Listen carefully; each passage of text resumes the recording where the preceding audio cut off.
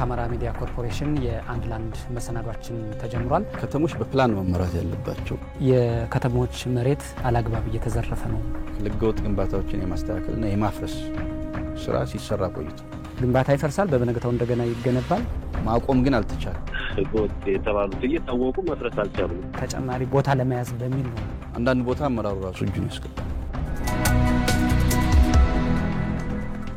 በክልሉ የሚገኘውን የቤት ልማት እጥረት ሊፈታ የሚችል አስራስራት መዘርጋት ነው። ያስያዙትን ብር ሳይገነቡ አውጥተዋል። ይሄ መታረም አለ። እናንተ መሐንዲሶች መሰረት እንደወጡ አድርገው በመፈረማቸው ምክንያት ነው። ለሀቅ ብለው የሚሰሩ ባለሙያዎችና አመራሮች እንዳሉ ሆኖ ችግር የሚፈጥሩ በርካታ ባለሙያዎችና አመራሮችም አሉ። ሰላም ክቡራትና ክቡራን ተመልካቾቻችን፣ ከአማራ ሚዲያ ኮርፖሬሽን የአንድ ላንድ መሰናዷችን ተጀምሯል። ባለፈው ሳምንት የአንድ ላንድ መሰናዷችን ከአማራ ክልል ከተማና መሰረተ ልማት ቢሮ ጋር በተያያዘ የቢሮ በተለይም ከከተማ መሬት ወረራና ከህገወጥ ግንባታ ጋር በተያያዘ እንደዚሁም ነዋሪዎችን የመኖሪያ ቤት ባለቤት ለማድረግ እየተገበራቸው ስላሉ ስልቶች ጥያቄዎችን አንስተን ምላሽና ማብራሪያ አሰጥተናል። ዛሬ ሌሎች የቢሮ ስራዎችን እያነሳን በክፍል 2 ቆይታ የምናደርግ ይሆናል። አብራችሁን ቆዩ። ሌሎች አገልግሎቶችንም ይሰጣል የእናንተ መዋቅር። ለምሳሌ የስመ ንብረት ዝውውር ያደርጋል። የቤት እንደዚህ ያሉ ሰነዶች የቤት ሰነዶችን በተመለከተ እናንተ መዋቅር ላይ ነው ያሉና እንዲህ ያሉ አገልግሎቶችን በገንዘብ ነው እየገዛን ያለ ነው ይላሉ ነዋሪዎቹ። ይህንን በተመለከተ ምናልባት ለርሶም ለክትትል እንዲሆነዎት ለምሳሌ ባህር ዳር ከተማ ውስጥ እንዴት ያለ ስራ እንደተሰራ አንድ መረጃ ሳይቸውት እንምጣ። አንድ ቤት ገዛውና ስም ለማዞር ወደ አንዱ ክፍለ ከተማ ሲሄድ ተራ መጠበቅ አለ፣ ወረፋ ማስያዝ አለ። ስም ለማዞር ነው ተብሎ ፎርም ተሞልቶ ማለት ነው ተራ ይያዛልና ከዛ በኋላ እኔም እሱን አስመዘገብኩና እንደውልሻለን ተባልኩኝ። እሺ ብዬ ወጣሁ። ከጥቂት ሰከንዶች በኋላ የሆነ ደላላ ደላላ ነው ደወለልኝ። ተራ ስታሲዝ ትጽፋለህ እንዲደውሉልህ ተራው ደርሷልና ና እንድትባል መረጃ ይቀመጣል። ስለዚህ እየተደወለ ቼክ ይደረጋል ማለት ነው። ሰው እሱ ደወለልኝና ቶሎ እንዲያልቅልሽ ትፈልጊያለሽ እንደዚህ ምናምን አለ። አዎ አልኩ። ቶሎ እንዲያልቅማ ማንስ ይፈልጋል? እኔም እፈልጋለሁ፣ ቶሎ እንዲያልቅ እፈልጋለሁ። እሺ ብዬ በቃ ይመጣሉ፣ ያዩልሻል፣ ቤቱን ይገምቱታል። ከዛ በኋላ እነሱ ወደሚመሩሽ ፕሮሰስ ትሄጃለሽ አለኝና እሺ ብዬ ባለሙያዎቹ ደወሉልኝ። ሄድኩኝ፣ ይዣቸው በባጃጅ ሄድኩ ወደ ቤቱ ማለት ነው። አዩት። ከዛ በኋላ የነበሩ ፋይሎችንም ካዩ በኋላ ግምት ያስቀምጣሉ ማለት ነው። እንግዲህ ያ ግምት ሲሰሩት መጨረሻ ላይ እኔ አንደርስታንድ ያረኩት ማለት ነው ምትከፍል ከሆነ ግምቱ ላይ ይቀንሱታል ማለት ነው። ምክንያቱም የቤቱ ማዞሪያ እንዲቀንስ ማለት ነው። ለምሳሌ 100 ሺህ ብር ከፍል እንደሆነ 60 ሺህ ብር እንድከፍል ይደረግና ለነሱ ደግሞ ከዛ እስከ 100 ሺህ ብር ባለው ብር እንዲወስዱ ማለት ነው። ይሄንን አድርገው ነው ለካ የሚሰሩትና እኔ ያላወኩም። አዩት። እኔ የመጀመሪያው ልጅም ሲደውል በእንደዚህ አይነት መልኩ ይሄዳል ፕሮሰሱ ብዬ አልገመትኩም፣ አልጠበቅኩም። ግን በቃ ቶሎ እንዲሰራልኝ ስለምፈልግ ቶሎ ተራዬ ደርሶይ ቶሎ እንዲሰራልሽ ትፈልጊያለሽ አይነት ነገር ነው የተረዳሁት እኔ በወቅቱ ማለት ነው እንጂ ይሄን ያህል ብር ከፍዬ ይሄን ያህል ብር እንዲሰሩልኝ ምናምን አልተነጋገርኩም ማለት ነው። አልተስማማሁም። ከዛ ስራው እየሄደ ያለ 20 ሺህ ብር ነገ ጧት እንድታስገቢ ተባልኩኝ ማለት ነው። ለምንድን ነው 20 ሺህ ብር ማስገባ? የጻፋችሁልኝ የስም ማዞሪያ ይሄን ያህል ብር ይላልኝ። ይሄኛው 20 ሺህ ብር ተጨማሪው ምንድነው ስል ይሄማ ለባለሙያዎቹ የሚከፈል ነው ተባለ። ባለሙያዎቹ ምን ስላደረጉ ማለት ትንሽ ዕውቀትም ስለነበረኝ ስለተማርኩም ባለሙያዎቹ ለምንድን ነው የሚፈልጉት? እኔ ነኝ እንደ ደሞዝ የምከፍላቸው መንግስት አይደል ደሞዝ የሚከፍላቸው ብዬስል ይሄኛው ካልተከፈለ ሊዘገይብሽ ወይም ሊቆም ይችላል፣ በታሪክ አልከፍልም ነው ያልኩኝ።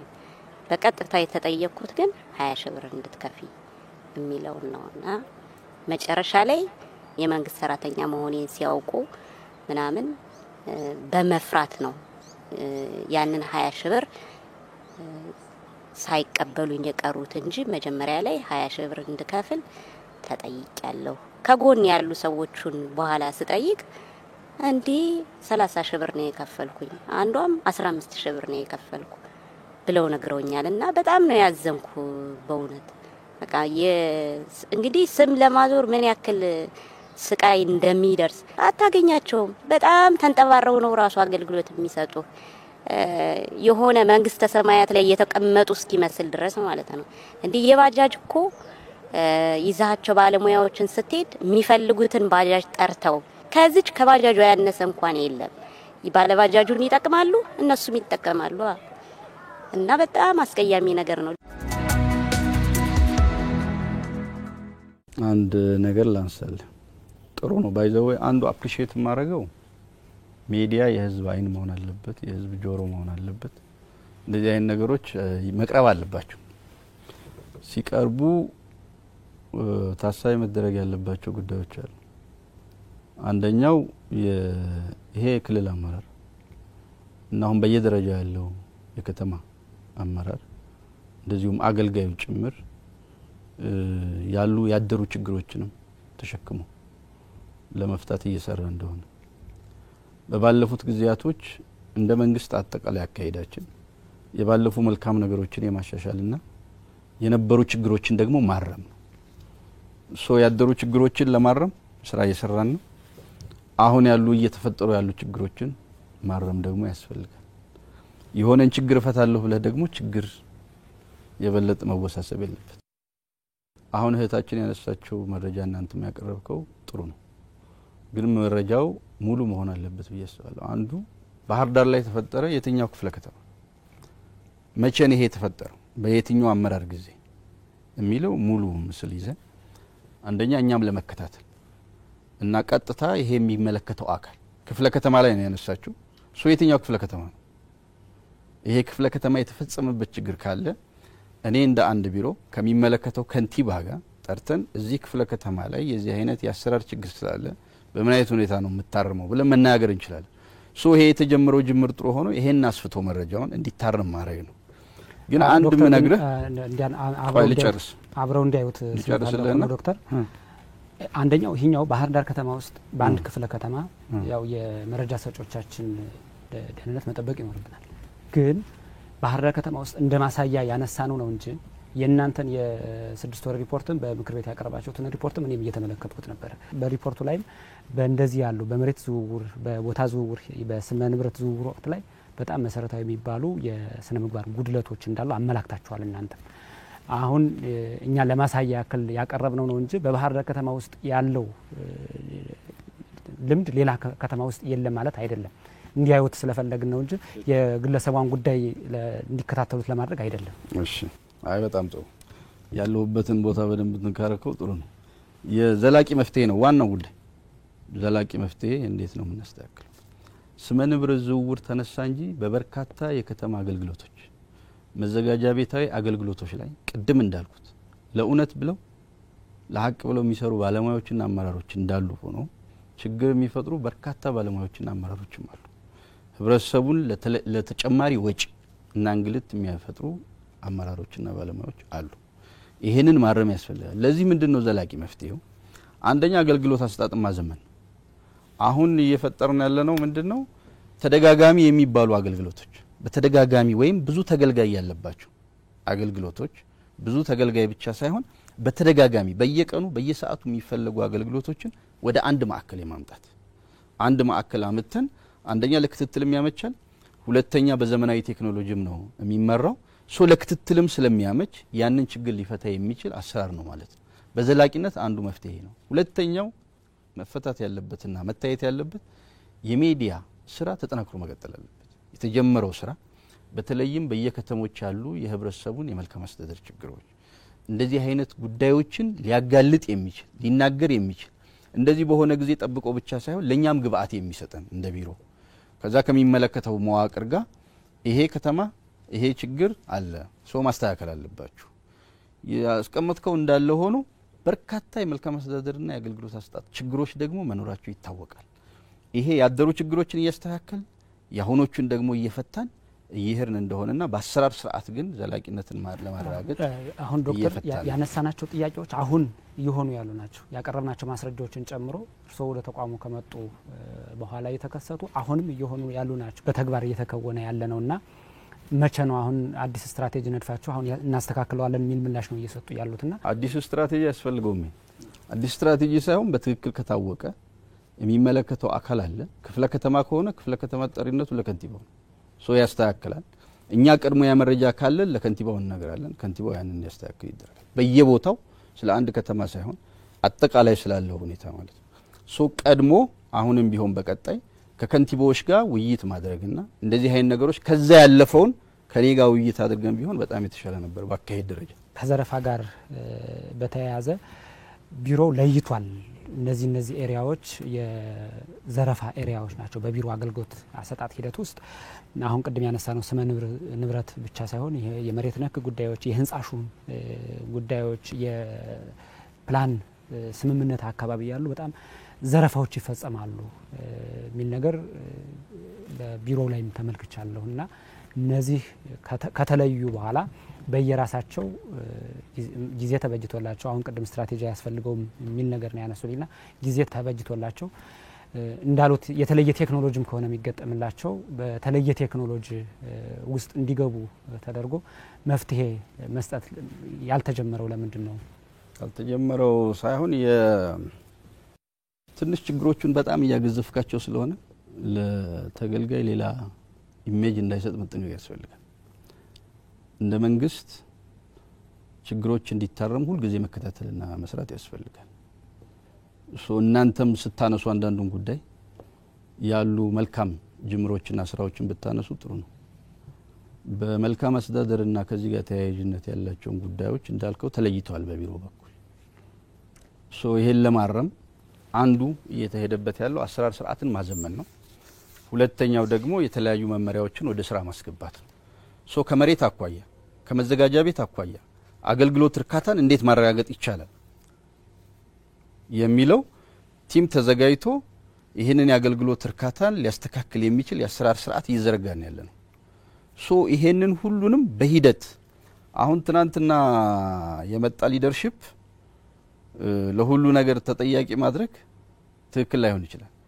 ጉዳዩን ወስደን ግን መስራት አለብን። እነዚህን ያየናቸውን የለየናቸውን ችግሮች ለማስተካከል እየሰራን ነው።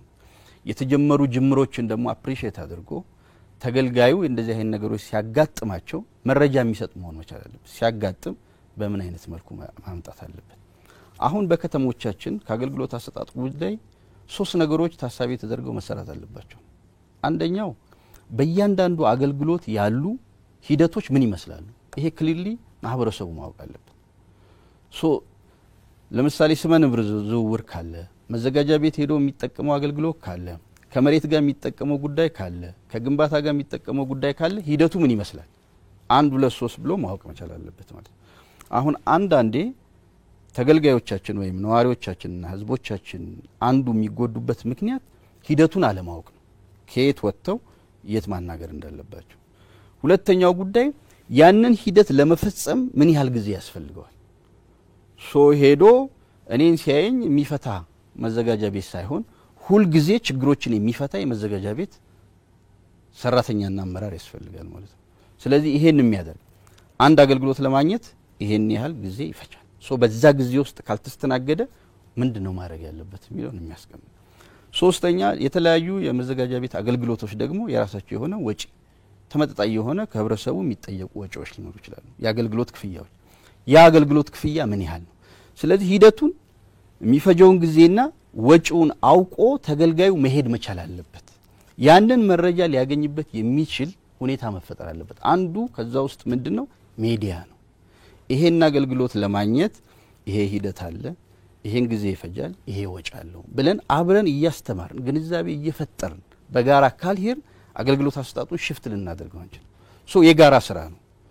ስትራቴጂው በቢሮ በኩል ሊመጣ ይችላል፣ በቢሮ በኩል ሊሰራ ይችላል፣ አሰራር ስርዓቱ ሊዘረጋ ይችላል። ይሄ ግን የሚዲያው የመንግስትምና የተለያዩ አካላት በጋራ መስራት ያለባቸው ጉዳይ ነው የሚለውን በደንብ አስምሬ መሄድ ፈልጋለሁ። የአማራ ክልል የክትመት ባህሪ ምን ይመስላል የሚለውን እስኪ እናንሳ። አጠቃላይ ዓለም አቀፋዊ የከተሜነት ደረጃ በጣም እያደገ ነው ያለው። ክልላችን ደግሞ በጣም ከፍተኛ ነው። አንደኛው በፍልሰት ከገጠር ወደ ከተማ የሚደረግ ፍልሰት ነው። ሁለተኛው ደግሞ ቀድሞ የገጠር የነበሩት ወደ ከተማ እየተካለሉ የሄዱበት ቅድም ያነሳ ነው ጉዳይ ነው። ሶስተኛ በተለያዩ የሰው ሰራሽ እንቅስቃሴዎች ችግሮች በጎርፍ ሊሆን ይችላል እንደዚህ አይነት ወቅታዊ የሆኑ ችግሮች ሊፈጥሩት ይችላሉ። ወደ ከተማ የሚመጣው ማህበረሰብ በጣም ሰፊ ነው። ከተማ የከተሜነት መስፋፋትና ከተሜ ላይ የኖረ ያለው ህብረተሰብ ቁጥር በጣም እያደገ ነው ያለው። ይሄን በክልልም ማሳየት ይችላል። ምናልባት አሁን ቁጥሩን ስላልያዝኩት ነው እንጂ ማስቀመጥ ይችላል። ከተማነት ጋር በተያያዘ አማራ ክልል እንግዲህ እርስዎ እንኳን በሚመሩ ተቋም ውስጥ ወደ 683 ከተሞች አሉ። ያው በጊዜ ሂደት እያደጉ የሚመጡ ከተሞችም ይኖራሉ። ግን የአማራ ክልል ከተሞች በጣም ጥንታዊ ከተሞች አሉ። እንደ አዲስ በጣም እየተገነቡ ያሉ ከተሞች አሉ። ግን ከተሞች ታሪካዊ ይዘታቸውን ጸጋቸውን የአካባቢ ጸጋቸውን መሰረት ያደረገ ቀለም የላቸውም የሚል ነገር ይነሳልና የሚለዩበት የከተሞች ከግንባታ ስታንዳርድ ጋር የሚያያዝ ሊሆን ይችላል። የከተሞች የተለየ ቀለም ለመፍጠር ምንድነው እየተሰራ ያለው? አይ ቲንክ ይሄን አሁን እያያችሁ ይመስለኛል። ጎንደርን ስታዩ ለውጡ ቀላል አይደለም። ባህር ዳርም ሲታይ በዛው ልክ ቀላል አይደለም።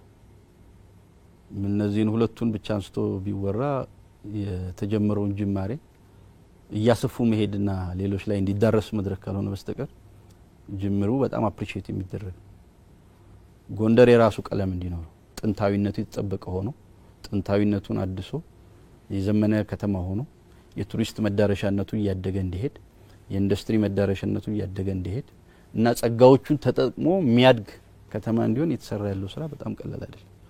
ከክቡር ጠቅላይ ሚኒስትራችን ጀምሮ የፋሲል ቤተ መንግስታትን እድሳት የማስጀመር የመስራት አሁን የነበረውን ሁኔታ ብናየው እንደዚሁም በከተማ እየተከናወነ ያለው የኮሪደር ልማት ከተሞችን በአንድ ስታንዳርድ እና ከለር ቀለም ሰጥቶ በከለር ኮድ እንዲመሩ ከማድረግ አኳያ የተጀመረው ስራ በጣም ሰፊ ነው።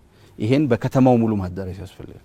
ባህር ዳር ላይ በተመሳይ ባህር ዳር ትናንትና ተሸፍኖ የነበረው ጣና እየተገለጠ እንዲመጣ ባህር ዳር ላይ ያሉ የተለያየ ቀለም ወጣ ገባ የነበሩ ቀለሞች ተቀብተው የነበሩ ህንጻዎች በአንድ የከለር ኮድ ተቀምጦላቸው ጣናንና ባህር ዳርን መስለው ባህር ዳር ለነዋሪዎቹም ጥሩ ትንፋሽና አየር የሚያገኙበት ለቱሪስት ተደራሾቹም እንደዚሁ ክፍት የሆነውን ጣና እንዲያዩት ጸጋውን እንዲጠቀም የሚያስችል ስራዎች ተጀምረዋል።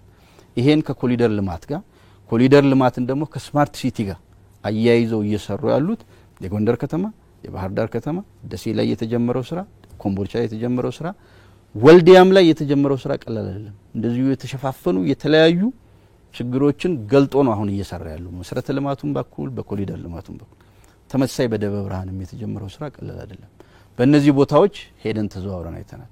ሪጂዎቹን ካነሳሁልህ ምናልባት ደብረ ማርቆስ አሁን ወደ ስራ ገብቷል። በቦታው ሆነን ባናየው ደብረ ታቦር ላይ ገና ያልተጀመረ ነገር አለ። በቀጣይ መግባት ያለበት መደገፍ ይኖርብናል። በእነዚህ በትልልቅ ከተሞቻችን የተጀመረው ጅምር ከተሞች ትክክለኛ አንደኛ የነበራቸውን ባህሪ እንዲጠቀሙ ሁለተኛም ጸጋቸውን በአግባቡ ለሀብት ለመፍጠሪያ ለነዋሪዎች ምቹ ከማድረግ አኳያ ለወጣቶች ስራ እድል ከመፍጠር አኳያ የፈጠሩት ያለው ስራ ቀላል አይደለም። ባህር ዳር ላይ ትናንትና ስንጎበኝና ቀድሞ ባየናቸው ስራዎች ወጣቶች ተደራጅተው እየሰሩት ያለው በአሳ ማስገር በማደለብ በዶሮ በእንቁላል እየሰሩት ያለው ስራ በጣም በጣም በጣም ከፍተኛ። ይሄን ስራ እያሳደጉ መሄድ ያስፈልጋል። ግን አሁንም የሚቀሩ ስራዎች አሉ። ምንድነው የሚቀረን ስራ? አንደኛው አስተሳሰብ የከተማ አስተሳሰብን መፍጠር ያስፈልጋል። የነቃ ማህበረሰብ መፍጠር ያስፈልጋል። በየቦታው ያለው ወጣት ከተሜነትን መሰረት ያደረገ እይታና አስተሳሰብ እንዲኖረው መስራት ያስፈልጋል። ይሄ በጋራ አንደኛ ግንዛቤ ከመፍጠር ጀምሮ አስተሳሰብን የመቀየርና በተለያዩ ስልጠናዎችም በቀጣይ የሚቀየር ይሆናል። የነበረውን ባህል በነበረ አጠቃላይ በቆሻሻና በተለያዩ ኤሪያዎችን እያጸዱ ከመሄድ አኳያ ከፍተኛ ሽፍት ያስፈልጋል ማለት ነው። የነቃ ጤናማ የሆነ ዜጋና ነዋሪ መፍጠር ላይ አተኩረን በቀጣይ መስራት በጋራ የሚከናወን ነው ማለት ነው። እንደሚያውቁት የኮሪደር ልማት የቅርብ ጊዜ ፕሮጀክት ነው። የከተሞች ላይም እየተተገበረ ያለው በጣም በቅርብ ጊዜ ነው። የከተሞች ፕላን በረጅም ጊዜ ነው የሚዘጋጀውና አሁን የኮሪደር ልማት ባልተገነባባቸው ባልተጀመረባቸው ከተሞች ላይ አሁን አዳዲስ ቀለም የመፍጠር ለከተሞች የራሳቸውን ቀለም የመፍጠር ስራ የሚሰራ ከሆነ ይህንን ታሳቢ ያደረገ የስራ ሳብሮ እየተሰራ ነው ወይ? አሁን ከተሞች ግንባታቸውን እንደገና ፈርሰው እንዳይሰሩ በሚያደርግ መንገድ እየተሰራ ነው ወይስ የዚህ ላይ ሀሳብ ይስጡን። ሌሎች ያልተጀመረባቸው ከተሞች ትክክል ነው። እኛ አሁን እያደረግን ያለ ነው አንዱ በሪጂኦፖሊታን ከተሞች ሙሉ ለሙሉ ኮሪደር ልማት ብቻ ሳይሆን ከፍ ያለ ሁለንተና የሆነ እይታ ኖሯቸው የወደፊቱን የከተማ ሀሳብ መሰረት አድርጎ ስራ እንዲሰራ ነው ሪጂኦፖሊታኖች ላይ ሶሞር የስማርት ሲቲ ትምህርቱም እንዲዘመን አብሮ የማህበራዊ አገልግሎቱም እንዲዘመን የኢኮኖሚ አገልግሎቱም እንዲዘመን የነዋሪዎች እንቅስቃሴ አብሮ እንዲዘመን ትራንስፖርቱ አብሮ እንዲዘመን የንግድ እንቅስቃሴው አብሮ እንዲሳለጥ ኢንቨስትመንት ሁኔታው አገልግሎት አሰጣጡ አብሮ እንዲዘመን አጠቃላይ የመረጃ ፍሰቱም አብሮ እንዲዘመን የሚያደርግ ለነዋሪዎች ምቹ የሆነ ስራ እንዲሰራ ሪጂኦፖሊታኖች ላይ ያተኩረናል። በተመሳሳይ መካከለኛ አነስተኛ ከተሞች ላይ ተመሳሳይ ቀጣይ ያሉት እነዚህ በጣም በርካታ የሆኑት ከተሞች ላይ ግን አትሊስት አሁን ጽዱና ውብ የማድረግ አረንጓዴ የማድረግ ስራ መከናወን አለበት ነው። ይሄንን መሰረት አድርጎ ለእያንዳንዱ ከተማ ምን ላይ ማተኮር እንዳለበት ምን ስራዎችን መስራት እንዳለብን እያወረድን ነው። ነገም አጠቃላይ ከከተሞችና ከዞኖች ጋር መድረኮች አሉ በቨርቹዋል የሚደረግ ማለት ነው። ስለዚህ እነዚህ ላይ ከተሞችን ይሄንን እንትን እየሰጠን እየደገፍን ምን ላይ አተኮር እንዳለባቸው እያስቀመጥን በጋራ የምንሰራቸው ስራዎች በጣም በርካታ ናቸው ማለት ነው። ከከተሞች እድገት ጋር በተያያዘ ሌላው እንደሚታወቀው ቢሮው የከተሞችን እድገት ከንዑስ ማዘጋጃ ብሎ ሊፈርጅ ይችላል። ከተሞችን በራ መስፈርት እንዳለው አይቻለሁ። መሪ ማዘጋጃ፣ ንዑስ ማዘጋጃ ወደ ከተማ አስተዳደርነትም ያሳድጋቸው አሉ እና በዚህ ሂደት ውስጥ የከተሞችን ደረጃ በመወሰን ሂደት ውስጥ በተለይ አንዳንዶቹ በሰልፍ ጭምር የሚጠየቅበት ከመስፈርት ይሟላ ሳይሆን የኛ ከተማ አስተዳደር ይሁን ሚል ተደጋጋሚ ጥያቄ ሲነሱ እንመለከታለን እና ከተሞችን በመርህ በአሰራር በመስፈርት ከመመዘን አንጻርና ይሄ ማዳረስ ከሚል እሳቤ የኛም ከተማ አስተዳደር ይሁን ከሚል ጥያቄ ወጥቶ በትክክል ከተማው የሚመጥነውን ደረጃ ከመስጠት አንጻር ቢሮ ምንድነው እየሰራ ያለው? ምክረ ሀሳብ ነው የሚያቀርበው ለመስተዳድር ምክር ቤቱ እንደሚታወቀው። ከዚህ አንጻር ምንድነው እየሰራ ያለው ቢሮ? ከተሞች ከፍ ባለ እሳቤ መመራት አለባቸው። የወደፊቱን ማሰብ በጣም ያስፈልጋል። ጥያቄው ምን ያህል ፈትኗቸዋል ከሚለው እኔ ብዙ የመጣ ጥያቄ የለም እስካሁን ድረስ እንዳልከው በሰልፍ ከተማ ለሁን ብሎ የመጣ አልገጠመኝ። የከተማ አስተዳደርነት ጥያቄ አቅርበው ጥያቄው ሆልድ ተይዞ ያለ ከተሞች እንዳሉ ነግረውናል። ይሄ የቢሮ የውስጥ አሰራር አለ። ቢሮ ያንን ከመለመለና በተለያየ የፈርጅ እድገት ውስጥ የሚያልፉ ከተሞችን በየጊዜው እየለየ በየደረጃው እስከ ክልል ምክር ቤት ድረስ የሚቀርቡ ከመስተዳድር ምክር ቤት ወይም ከካቢኔው ባለፈ እስከ ክልል ምክር ቤት ቀርቦ የሚጸድቋሉ። ይሄን ለተወሰነ ጊዜ በባለፉት አንድ አመት ከግማሽ ለተወሰነ ፔን ተደርጓል። ምክንያቱም አሁን አስተዳደራዊ ወጪን የሚጨምርና የሚያበዛ ነገር ሳይሆን ከተሞችን ቀስ ብለን ረጋ ብለን የወደፊት እድገታቸውን ታሳቢ አድርገን መወሰንና ማየት አለብን። አሁን ያለውም የከተማ አደረጃጀት በራሱ በደንብ መታየት አለበት የሚል እይታና ሀሳብ አለ። ከተሞችን በየቦታው ከተማ ቁጥር ማብዛትና መፍጠር ሳይሆን አሁን ያለው የከተማ ሁኔታም በደንብ በክለስተር እንዲታይ ለማድረግ የሚያስችል ጥናትና ስትራቴጂ ቅድም እንዳነሳው ሁሉ እየተሰራ ነው ያለው። ከመዋቅር መፍጠር ጋር ተያይዞ የናንተ ቢሮ አንድ የሚያነሳው ቅሬታ በከተማ መዋቅር ውስጥ መኖር የነበረበት የሰው ኃይል በጣም ብዙ ነው የሚል ነገር ነው። በሌላ መንገድ ደግሞ ወጭን ቀንሶ ከተሞችን ማልማት ላይ ማተኮር ሌላኛው ስትራቴጂ ሆኗልና ግን ደግሞ በጣም መሰረታዊ የሚባሉ አስፈላጊ የሚባሉ የሙያ መደቦች ላይ አሁን ባለን ግኝት አሚኮ ባገኘው ግኝት የከተማ መዋቅሩ ካለው መደብ ግማሽ ያህል የሰው ኃይል የተሟላ ነው የሚል ነው እስከታች ባለው መዋቅር ማለት ነውና ይሄንን በምን መልኩ ነው ለማጣጣም የታሰበው? ያው ይመስለኛል ትክክል ነው። ትክክለኛ መረጃ ነው። የከተሞች አጠቃላይ መዋቅሩ ከሚፈቅደው አሁን ያለው የሰው ኃይል አይ ቲንክ ወደ 43 ወይ 47% ይመስለኛል ካልተሳሳትኩ በ6 ወር አፈጻጸማችን ያየነው። ይሄ አይ ቲንክ በሁለት መልኩ ማየት ያስፈልጋል። አንደኛው አጠቃላይ የነበረው ቀድሞ የተፈቀደው መዋቅር ምን ያህል የቀጣይ ከተሜነትና የሰው ኃይል ምርታማነትም አለ። ምርታማነትን ታሳቢ ያደረገ ነው ውጤታማነትን ታሳቢ ያደረገ ነው ወይ የሚለው የራሱ አንድ ጥናት የሚያስፈልገው ነው። ሁለተኛነት በየቦታው የሰው ኃይል ማብዛት ሳይሆን ስራ ከመፈጸም ዴሊቨር ከማድረግ ህብረተሰቡና ከተማ የሚፈልገውን አገልግሎት ከመስጠት አኳያ በትክክል የተጓደለ መዋቅር አለ ነው ብለን ካየን በትክክል በአንዳንድ ከተሞችና በዞኖችም ጭምር የሚስተዋል እጥረት አለ። ግን ይሄንን በምንድነው በየጊዜው እየፈቀርን መዋቅሩን የነበረው መዋቅር እየፈቀርን ማሟላት ሳይሆን አሁን ሪፎርም ስራ እየተሰራ ነው። የሲቪል ሰርቪስ ሪፎርሙ አጠቃላይ ሀገራዊ ሪፎርም ነው።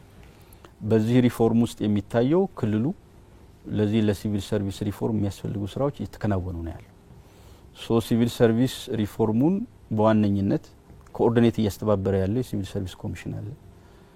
በቀጣይ ጥሩ ነገሮች ይዘን ለከተሞች የሚመጥን መዋቅር እንዲኖር አድርገን ለመስራት ሁላችንም የራሳችንን ግብአት መስጠት ይጠበቅብናል። ከክልሉ ከፍተኛ አመራር ጀምሮ የራሱን ግብአት እየሰጠ በቅርበት የሚከታተለው ሪፎርም አንዱ የሲቪል ሰርቪስ ሪፎርም ነው። ስለዚህ የከተሞችም የመዋቅር ጥያቄና ኢሹ በዛ ውስጥ የሚፈታ ይሆናል ማለት። ከዛ የተለየ በጣም አንገብጋቢና አስቸኳይ ጉዳይ ሲኖሩ ግን ከከፍተኛ አመራሩ ጋር በጋራ እየተነጋገር እየፈታናቸው ያሉ ጉዳዮች አሉ፣ ቀሪም አሉ ገና በቀጣይ የምናያቸው ማለት ነው። ሌላው ከከተማ መሰረተ ልማት ግንባታዎቹ ጋር በተያያዘ የውስጥ ለውስጥ መንገዶች ይሰራሉ፣ የኮብልና የአስፓልት መንገዶች ይሰራሉ።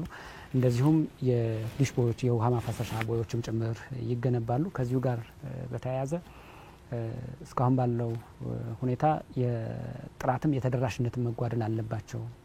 በአንዱ ቢሮው የሚከታተለውና የሚከታተለው ብቻ ሳይሆን የሚያስተባብረው እስከታች ባለው መዋቅር አንዱ የመሰረተ ልማት ጉዳይ ነው። በከተሞች ያሉ የተለያዩ መሰረተ ልማቶችን በአዲስ የሚሰሩ መሰረተ ልማቶች እንደዚሁም ደግሞ ጥገና የሚከናወንላቸው መሰረተ ልማቶች አሉ። የነዚህ የመሰረተ ልማቶች ወጪ አሸፋፈንን በተመለከተ በመንግስት ብቻ አይደለም፣ መንግስት የራሱን ድርሻ ይወጣል። እንደገና ከፍተኛውን ቁጥር የሚወስደውና ብዙ ጊዜ የማይነገርለት ህብረተሰቡ ተሳትፎ በጣም ቀላል የሚባል አይደለም። 2016 2017 አሁን ህብረተሰቡ ያለው ተሳትፎ ብናይ በጣም ከፍተኛ። ሶስተኛ የተለያዩ የልማት ድርጅቶችና ዓለም አቀፍ ተቋማት እንደና ዓለም ባንክ ጭምር የሚያያቸው UIDP ፕሮግራሞች ናቸው። ይሄን ካየን መንግስት የራሱን በሚያገኘው ገቢ ከተሞች በሚሰበስቧቸው ገቢዎች ላይ የተመሰረተ ነው የሚሆነው። ከተማው ጥሩ ገቢ ከተሰበሰበ ለመሰረተ ልማት የተሻለውን በጀት ይሰጣል ማለት ነው። ጥሩ ገቢ ካልሰበሰበና ምንም ካልሰበሰበ ያ መሰረተ ልማት አይሟላም ማለት ነው። ስለዚህ አሁን አንዱ ቻሌንጅ ህብረተሰባችንና በከተሞቻችን የሚደረገው የገቢ አሰባሰብ ያደገ እንዲሆን ማድረግ ማለት የህብረተሰባችንን የመሰረተ ልማት ፍላጎት መመለስ ነው።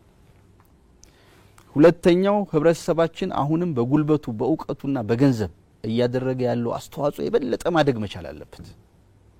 ህብረተሰባችን አሁን ያለው አስተዋጽኦ በጣም ከፍተኛ ነው። አሁን በ6 ወሩ ካየን ወደ 84% ነው።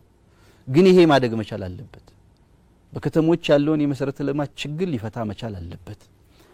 አሁን ምንድነው አንዱ ያደረግነው በከተሞች ያለው የመሰረተ ልማት ተደራሽነት ምን ይመስላል የሚለው ጥናት የለም።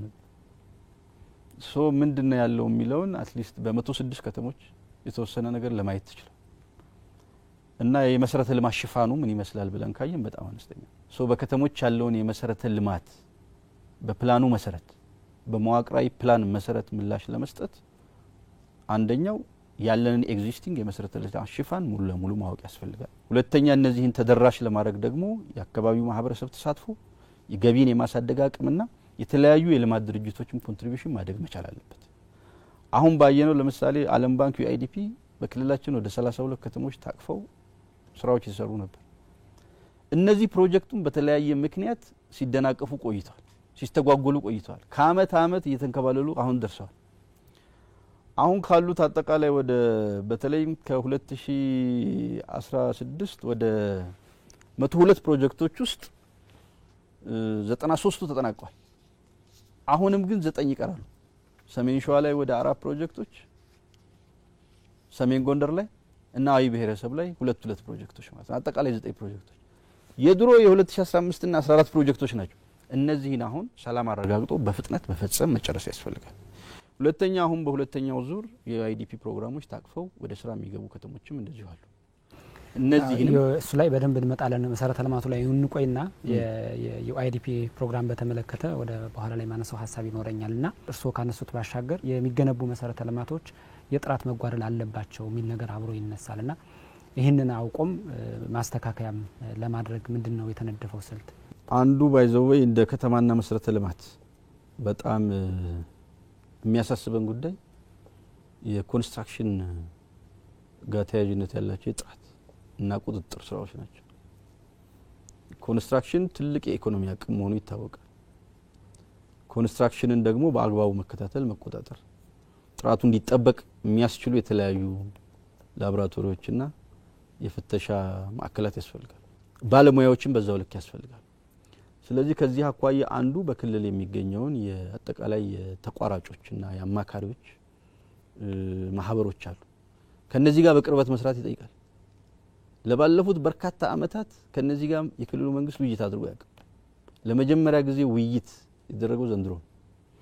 ይሄ ምንድነው የሚያሳየው? አትሊስት በክልላችን የሚገኙ ኮንትራክተሮችና አማካሪዎች ጋር ተቀራርበን ተወያይተን ጥራት ትኩረት ተደርጎ ውጤታማነት ትኩረት ተደርጎ ፕሮጀክቶችንም መፈጸም በተለያየ ምክንያት የተጓጉሉ በርካታ ፕሮጀክቶች ስላሉ የመፈጸም አቅማችንን ሊያሳድግ የሚችል ምክክር መድረክ ተቀራርበን እንስራ የሚል ነው።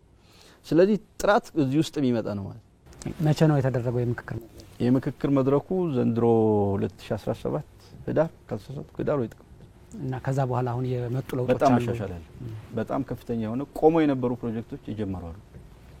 ለረጅም አመታት ወደ ስራ ያልገቡና ለማህበረሰብ ክፍት ያልሆኑ ፕሮጀክቶች ተጠናቀው ወደ እንትን እንዲገቡ ወደ አገልግሎት እንዲገቡ ሆኖ ከጥራትም አኳያ ጥራቶቹ በትክክል ተፈትሾ አሁን በሂደት ላይ ያሉ ቢሆኑ ተፈትሾ የማስተካከል ስራ እየተከናወነ ነው። ግን እንዳልከው ወደ አንተ ጥያቄ ስመጣ መሰረተ ልማት ጋር ተያያዥነት ያላቸው የጥራት እሾች አሉ ግልጽ። ይሄንን ለመፍታት ደግሞ ቁጭ ብሎ መነጋገርና አቅምን ማሳደግ ይጠይቃል። የባለሙያዎቻችንን የጥራቱ ችግር እንዳለ ሆኖ እየፈታን እያሳደግን መሆን አለበት። በክልላችን የሚገኙ ባለሙያዎችንና ማህበሮችን እያጠናከርን የምንሄደው ከነ ችግራቸው ይዘን እነሱን አቅም እየገነባን መሆን አለበት። ከመሰረተ ልማት ግንባታ ጋር ተያይዞ እርስዎ ቀደም ብለው በተወሰነ መንገድ ያነሱት ለምሳሌ አንዱ አጋር የሚባለው የዩአይዲፒ የሚባለው ፕሮግራም ነው። በጣም 32 ከተሞችን አሁን ደግሞ እንደገና በሁለተኛ ምዕራፍ የሚጨምራቸው ከተሞች አሉና እነዚህ ከተሞች አፈጻጸማቸውንም እየተመለከትኩ ነበርና አንዳንዶቹ ከተሞች ጭራሽ የቅድመ ዝግጅት ስራቸውን በጥሩ ሁኔታ ያመጡ አሉ። በተቃራኒው ደግሞ ያው ከተሞች ላይ የሚገነባ መሰረተ ልማት ህዝብን ነው በዋነኛነት ተጠቃሚ የሚያደርገው።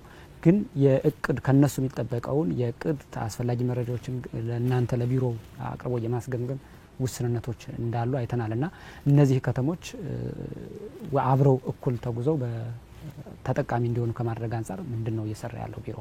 አሁን ወደ ኋላ ይቀር የለም እንዳልከው ወደ ኋላ የቀሩ ከተሞች ነበሩ።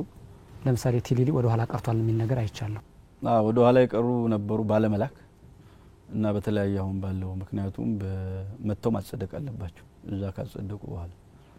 ስለዚህ በተለያየ አሁን በወቅታዊ በሆነ ምክንያት አንዳንዶቹም ቢሮዎች ሙሉ ለሙሉ ይወደሙባቸዋል። ስለዚህ እነዚህ ፋይሎች በመውደሙ ምክንያቱም ባለው አጠቃላይ የሰላም እንቅስቃሴ መተው ለማስረከብና ስራውን ለመጨረስ ባለመቻላቸው ምክንያት ሲስተጓጎል ይቆያሉ። ግን አሁን ኦልሞስት ሙሉ ለሙሉ በሚቻል መልኩ አብዛኞቹ አጸድቀው ወደ ስራ ገብተዋል። እዛ ላይ ያለን ክትትልም በተለይ ሁሉም አጸድቀው ወደ ስራ እንዲገቡ ከማድረግ አኳያ በጣም ጥብቅ ክትትል ድጋፍም እናደርግላቸዋለን። ለምንድነው ያላስገባው ምንድነው የጎደለ ብለን የቅርብ ድጋፍ አድርገን ወደ ስራ ለማስገባት ከትልልቆቹ ከተሞች ጀምሮ በባለፈው ወራቶች ሰርተን አሁን ከዛ አኳያ የሚታይ ችግር አለ ብያለሁ። ሌላው እንግዲህ ከከተሞችና መሰረተ ልማት ቢሮ ጋር ተያያዞ ያለው ኃላፊነት ከተሞችን ጽዱ ማድረግ ነው። በብዙ ከተሞች ይሄ መሰረታዊ ችግር ይስተዋላል። መሰረተ ልማቶች ላይ ቆሻሻዎች ይደፋሉ፣ የውሃ ማፈሰሻ ቦዮች ይደፈናሉ። ከዚሁ ጋር ተያይዞ የደረቅ ቆሻሻ ማስወገጃ ቦታም ጭምር በትክክል የማይጠቀሙ ከተሞች አሉና ለምንድን ነው ይህንን መቅረፍ ያልተቻለው? ጽዳትና ውበት አንዱ ያስተሳሰብ ጉዳይ ነው። በፐርሰንት ይሄን ያህል ጽዱ ነው ይሄን ያህል ውብ ነው ብለን ብናስቀምጥ ዋጋ የለው። ምክንያቱም ፊት ለፊት የሚታይ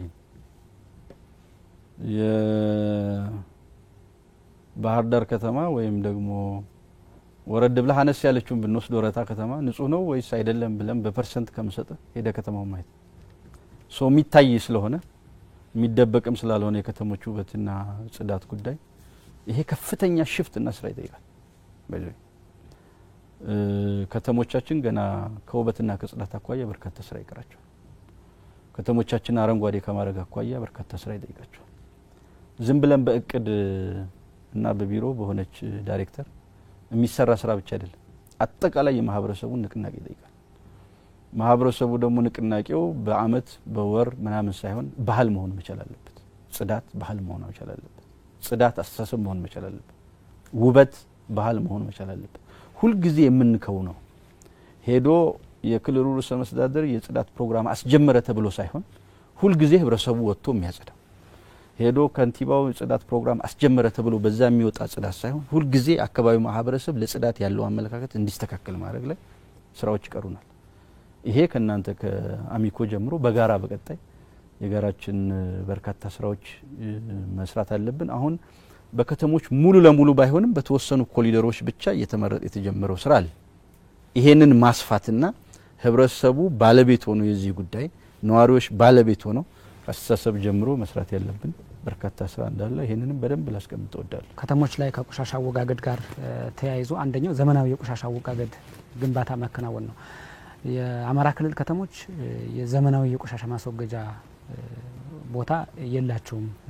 ብዙዎቹ ቆሻሻ እየተወገደ ያለው እንዲሁ ዝም ብሎ በዘፈቀደ ነው የሚል ነገር ይነሳል እና ይህንን በፕላን አመላክቶ በመሰረታዊነት ከመፍታት አንፃር ትክክል ነው። በተለይ በጣም ፈተና የሚያደርገው እዚሁ ችግሩ ላይ ሊጨምርልህና ከዛ ወደ መፍትሄው ይመጣል። በጣም ፈተና የሚያደርገው ከተሞቻችን ያሉበት ሪጂኦፖሊታን ከተሞችን ብንወስድ እነዚህ ከተሞችና በዙሪያቸው ደግሞ ኢንዱስትሪዎች አሉ። ከኢንዱስትሪ የሚወጣ የራሱ ቆሻሻ አለ። ከከተሞች የሚወጣ ቆሻሻ አለ። ይሄን ሊያስተናግድ የሚችልና ያንን ቆሻሻ ደግሞ ለአገልግሎት ሊውል ወደሚችልበት ሁኔታ መቀየር ስራ ይጠይቃል። የተጀመሩ ስራዎች አሉ በጣም መልካም የሚባሉ። ለምሳሌ ደብረ ብርሃን ላይ የፈሳሽ ቆሻሻ ማስወገጃ እና የደረቅ ቆሻሻ ማስወገጃ ከከተማውም ከኢንዱስትሪዎችም የሚወጣው ቀይሮ ወደ ጥቅም ሊቀይር የሚችሉ ፕሮጀክቶች በሂደት ላይ ነው ያሉት። ይሄ ከክልላችን የሚገኙ የውሃና ኢነርጂ ቢሮ በኩል እየተከናወኑ ያሉ እንደዚሁም ደግሞ በዓለም ባንክ ፕሮጀክት በኩል እየተሰራ ያለው የደረቅ ቆሻሻ ቦታ ከደብረ ብርሃን ወጣ ብሎ ባለ ሳይት ላይ ተከናወኑ። ሌሎችም የሪጂኦፖሊታን ከተሞቻችን የዚህ አይነት ተመሳሳይ ነገሮች ጀምረዋል።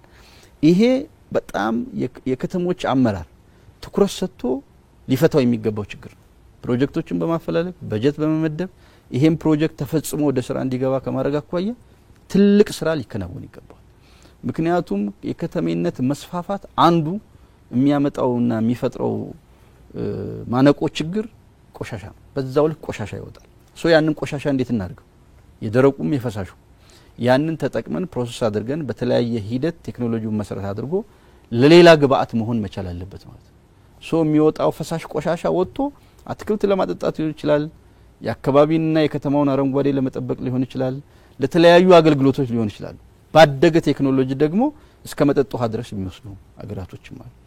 ይሄንን ታሳቢ ያደረገ ስራ በእኛና በከተሞችና መሰረተ ልማት ብቻ ሳይሆን ከሚመለከታቸው እንደ ውሃና ኢነርጂ ጥሩ ስራ እየሰሩ ያሉ ስላሉ ከነሱና ከሌሎች ተቋማት ጋር በመሆን ይሄን ትኩረት ተደርጎ በተለይም የከተማ አመራሩ እኛ ደግሞ እንደ ከተማና መሰረተ ልማት ስትራቴጂካሊ ይሄንን ሊሰራበት የሚችል ስራ ቀጣይ ትኩረት አድርገን የምንሰራው ነው ማለት ነው። ሌላኛው የከተሞች እያደጉ በሄዱ ቁጥር ድንገተኛ የእሳት አደጋዎች ሊከሰቱ የሚችልበት እድል ይኖራልና በአማራ ክልል የተወሰኑ ከተሞች የእሳት አደጋ መኪኖች አሉ። እነሱም ኑረው በሚከሰቱ ድንገተኛ የእሳት አደጋ ምክንያቶች በጣም ብዙ ንብረት እየወደመ ነውና ከተሞች አንደኛው በዚህ መንገድ ዝግጁ እንዲሆኑ በጣም ብዙ የከተማ ሀብትን ስለሚቆጥብ ከተሞች የራሳቸው የእሳት አደጋ መኪና እንዲኖራቸው ማድረግ ያልተቻለው ለምንድን ነው? ክልሉ ምናልባት ፕሮጀክት አፈላልጎ ሊያግዛቸው ካልቻለ አሁንም ይሄ በከተማ ገቢ ነው መመለስ ያለበት። የከተሞችን በጣም አንገብጋቢ የሆኑ አደጋዎች ካሉ የአደጋ መከላከል የሚመለከተው ተቋም ስላለ እዛ ላይ ስራዎች እየሰሩ ነው ብዬ አምናለሁ። ከእንደዚህ አይነት ከተማ ጋር ተያያዥነት ያላቸውን መሰረተ ልማትና የተለያዩ ለዚህ የሚያስፈልጉ ተሽከርካሪዎችን ከማሟላት አኳያ በተለያዩ ፕሮጀክቶች ሊደገፉ ይችላሉ። ክልልም ፌደራል መንግስትም በተለያየ መልኩ ሲደግፍ ቆይቷል። ግን በዋናነት ከተሞች ራሳቸውን እንዲችሉ እንደዚህ አይነት ፍላጎታቸውን እንዲያሟሉ ለማድረግ ገቢያቸውን አሳድገው አሁንም እንደዚሁም በማህበረሰብ ተሳትፎና የተለያዩ አካላትንም ድጋፍ በመጠየቅ በከተሞች እንደዚህ አይነት አቅርቦቶች ምላሽ ማግኘት አለባቸው ብለን እናምናለን። ለዚህም ነው አንዱ በማህበረሰባችን ያለ የገቢ አሰባሰብ እና ግብር መክፈል፣ ታክስ መክፈል፣ ለታክስ ተገዥነት ለግብር ተገዥ መሆን መቻል አለበት ማህበረሰባችን ብለን የምንለው እና ግብር አሰባሰባችን አትሊስት ያሰብነውን እቅድ ማሳካት አለበት ብለን የምንለው እንደዚህ አይነት የማህበረሰባችንን ችግሮች የመሰረተ ልማትም እንደዚህ ለአደጋም ተደራሽ የሚሆኑ ጉዳዮችንም መፍትሄ ለመስጠት ነው። በርከት ያሉ ጥያቄዎችን አንስተናል። እንደው በአጠቃላይ የከተማና መሰረተ ልማት ቢሮ ቀደም ሲል ያነሳናቸውን ከተሞች ጽዳትና ውበት ጋር በተያያዘ ከመሰረተ ልማት ጋር በተያያዘ ሀሳቦችን አንስተናልና በአጠቃላይ እነዚህን አገልግሎቶች ለማስተካከል ቢሮ ከዚህ በኋላ ምን ይወስዳል የሚል ሀሳብ ያንሱልን። ድጋፍና ክትትሉን አጠናክሮ ይቀጥላል። በተለይ ለከተሞች የሚሰጠውን ከሚመለከታቸው አካላት ጋር በመሆን የመዋቅሩን ደግሞ እስከታች ያለውን እስከ መዘጋጃ ቤቶች ያሉ መዋቅርን በግንዛቤም በአቅም ግንባታ በአስተሳሰብ መገንባቱ ቀዳሚ ነው። ከዛ ስራዎችን ደግሞ ቆጥሮ መስጠት ከከተሞች ጋር በመሆን በመናበብ መስጠት ውጤት በማያመጡት ላይ ደግሞ ተጠያቂነትን ማረጋገጥ ቀጣይ አጠቃላይ ክልላዊ አቅጣጫ ሊሆን ይገባል ብለን እናምናለን። ይሄ በከተማና መሰረተ ልማት ብቻ በኩል ሳይሆን አጠቃላይ እንደ ክልል መሰራት ያለበት ነው። የከተማ አመራር መፍጠር በጣም ያስፈልጋል። የሆነ ዞን አንስተህ ከሆነ እንትን አንስተህ የምታደርገው መሆን አለበት ብያለሁ። የከተማ አመራር በራሱ አቅም ተፈጥሮ ግንዛቤ ተፈጥሮ ልምድ ልውውጥ አድርጎ ከተማ ሊመራ የሚችል አመራር መፍጠር በጣም ታሳቢ መድረግ አለበት። የከተማ አመራርን በምን መልኩ መፍጠር አለብን የሚለው እንደ ቢሮ እየሰራንበት ነው ያለነው። እንደ ቢሮ ከሰራንበት በኋላ ይሄን ሰነድ ካጠናቀቅን በኋላ አንድ ዙር አይተነዋል። እንደ ቢሮ ካየነው በኋላ መነሻ ሁኔታዎችን ያስቀምጣል። ቀጣይ የከተማ አመራር ምን መምሰል አለበት የሚለው ካለቀ በኋላ ይሄንን ከሚመለከታቸው አካላት ጋር እናገራለን። ይሄ ብዙ ችግሮችን ይፈታልናል ብለን እናስባለን። አንደኛ የከተማ አመራር ክፍት መሆን አለበት። ከማህበረሰቡ ጋር መገናኘት አለበት። ከሚመለከታቸው ባለድርሻ አካላቶች ጋር መገናኘት አለበት። የህብረተሰቡ አገልጋይነት ስሜት ይዞ መስራት መቻል አለበት። ይሄ የሚስተዋልባቸው ይሄ የሚታይባቸው በርካታ መንኮራባቸው ከንቲባዎችና የከተማ አመራሮች አሉ። ይሄንን ደግሞ ያሰፉ ስርዓት እንዲሆን ማድረግና በክልል ደረጃ የከተማ አመራር እየተገነባ ነው የከተማ አመራር አለን ብሎ ህብረተሰቡ እስከሚመሰክር ድረስ ደግሞ ስራዎች መስራት እንደ አንድ ክልል ተቋም ከኛ ይጠበቃል። ይሄንን አሁን እያከናወነ ነው።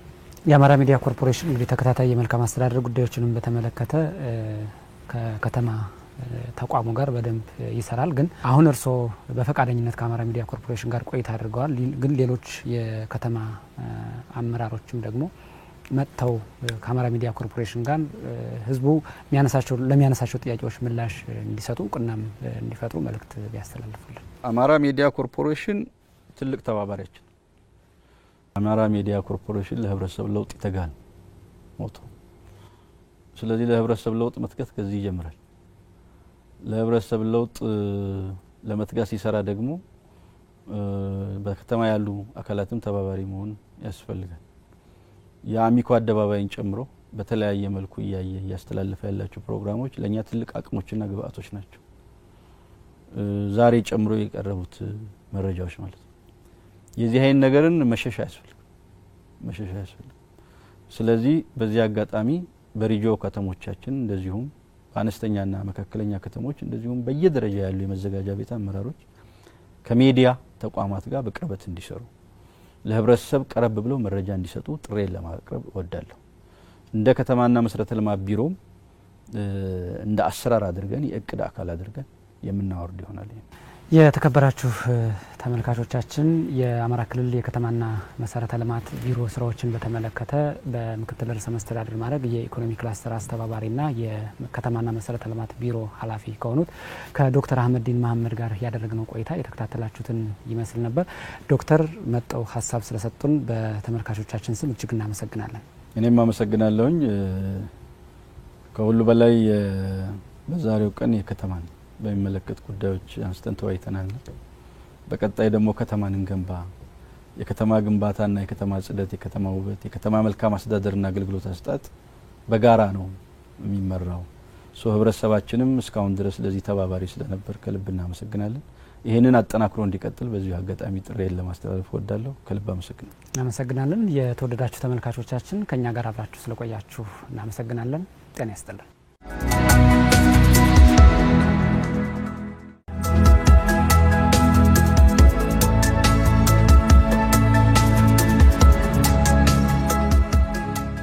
የስራና ስልጠና ቢሮ እስከ ታችኛው ባለው መዋቅር አማራ ክልል ውስጥ የስራ እድል መፍጠሪያ የሚሆኑ ጸጋዎችን ለይቷል ወይ? በጣም መሰረታዊ ችግር ያለበት ነው። ያልተፈጠረ የስራ እድል በውሸት ሪፖርት ይደረጋል። 100% እውነት ነው ለማለት አንችልም። አሁን ላይ እኛ ምንም እየሰራን አይደለም። ድጋፍም የተደረገ የለም።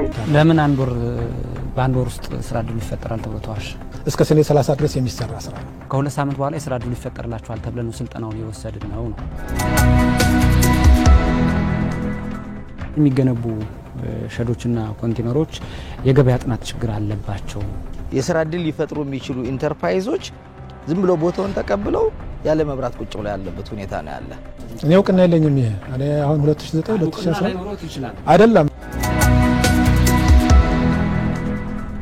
ኮንቴነሮች በህገ ወጦች የመጠቀሚያ ጊዜ ባለፈባቸው ግለሰቦች ተይዘዋል።